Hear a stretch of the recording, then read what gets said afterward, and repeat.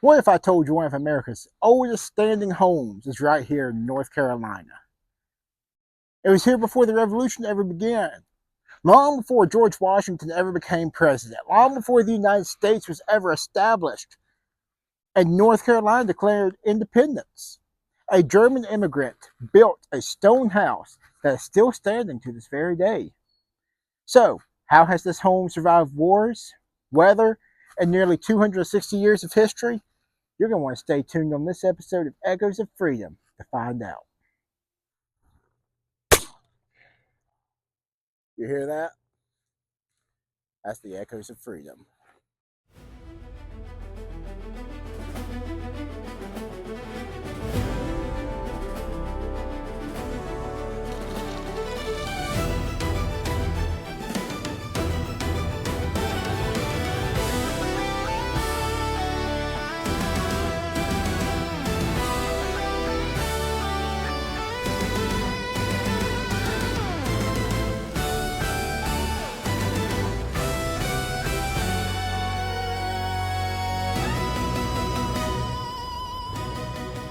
What's up, historians? Today we are standing here on the site of one of the most remarkable homes in North Carolina history.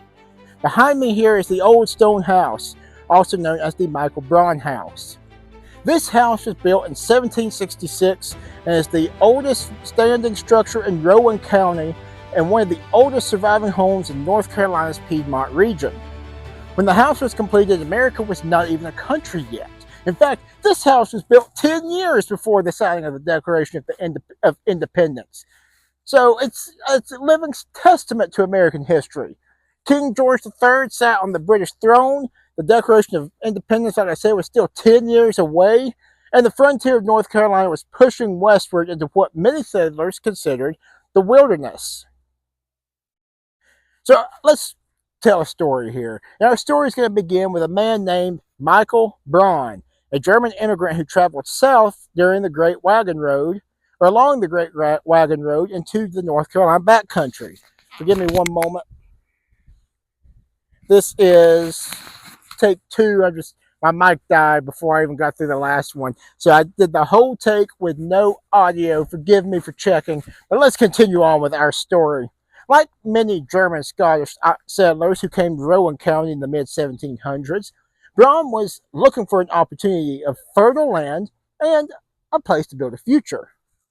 Through farming, business ventures, and land purchases, Braun became one of the region's most prosperous settlers. And in 1766, he decided to build something extraordinary. Not a log cabin, not a simple farmhouse. He wanted to make a statement. And so he builds this massive two-story stone structure that would stand as a symbol of permanence in a frontier world. So the house behind me here was constructed from local granite and required an enormous amount of labor and craftsmanship. The walls are incredibly thick, and just to show you how thick these walls are, it's kind of hard for you to see, but right up here by the door frame, I can fit almost the entirety of the palm of my hand into the door before I even touch the door frame, and the stone goes through, I can imagine, just as thick on the other side. The stonework is precise, and even today, nearly 260 years later, the structure remains standing.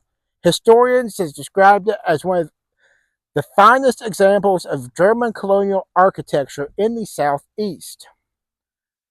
Above the front entrance is a carved stone inscription containing the names of Michael Braun and his wife, along with the date 1766. And in the last take, I established that I can't really see an inscription outside, so leads me to believe it may be inside the structure. But nonetheless, it's something to explore another time when the museum is open and I can go in for a tour. But it's a message left behind by the builders themselves nearly 2.5 centuries ago. Think about that. The same stone that welcomed visitors in the colonial era still greets visitors today. So, what is the deal with this house other than it's really old? Well, this house has witnessed nearly every chapter of American history, From the American Revolution to the War of 1812 to the Civil War to the Spanish-American War, the two World Wars to today, this house has been through it all.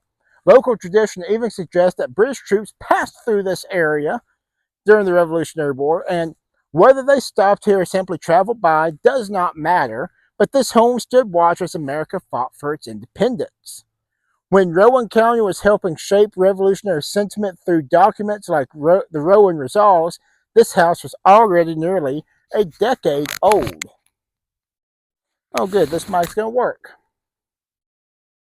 So today it's easy to focus on the house itself. You're like, hey, yeah, that's a cool house. It's awesome. It's immaculate. It's still standing. That's awesome.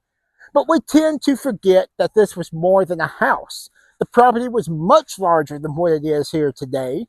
At one time, Braun controlled thousands of acres of land, and this house served as the center of a working plantation and agricultural operation in colonial North Carolina. Imagine the activity here. Farm workers tending crops, wagons arriving and departing, children playing right here in this very yard. Families gathered around fireplaces during long winters.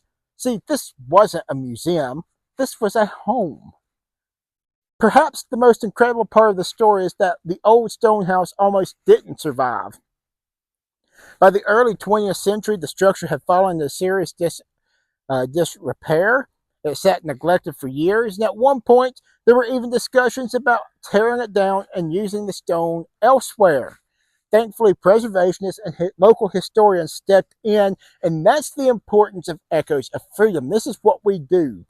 We love to mention the big places like your Gettysburg, Normandy, Washington, D.C., Petersburg, Antietam, Guilford Courthouse, all these big, immaculate battlefields is well known to the public. But we also like to touch on places like this, that if you are watching this video, chances are you have never heard of the old stone house. In fact, I'm a historian. I didn't hear of it, didn't know about it until I was out filming today. I've done a lot of content already, but I was out filming today, and on my way from one film location to another, I just happened to look at my maps, and boom, popped up in a Google search, the old stone house. I was like, oh, what's that about? Did some research and said, that is a stop we take for Echoes of Freedom, because we bring light to the little known places like this, so that way, if you've got one just like it in your area, instead of tearing it down and moving on, sweeping it under the rug, maybe you can be the person to help start the movement that restores these historic sites and these pieces of history, because this is not a house. This is a living witness to 260 years of American history. And that's why we do what we do.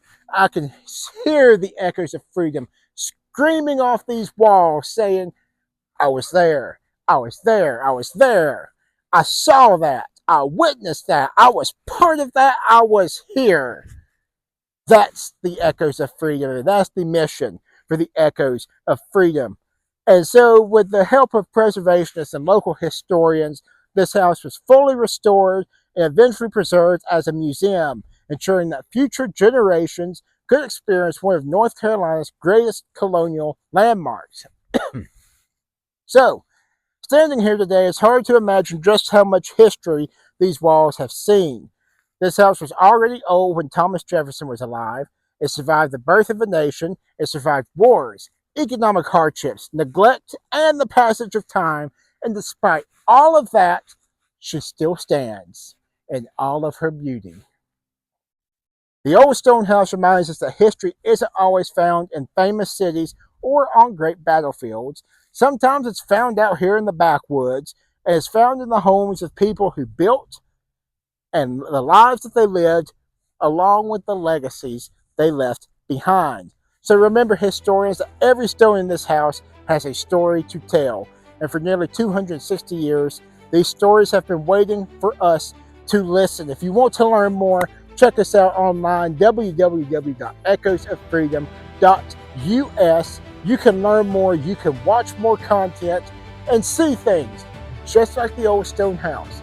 as we continue our adventure. And if you want to be a part, you can support the cause. There's a donate button there on the website.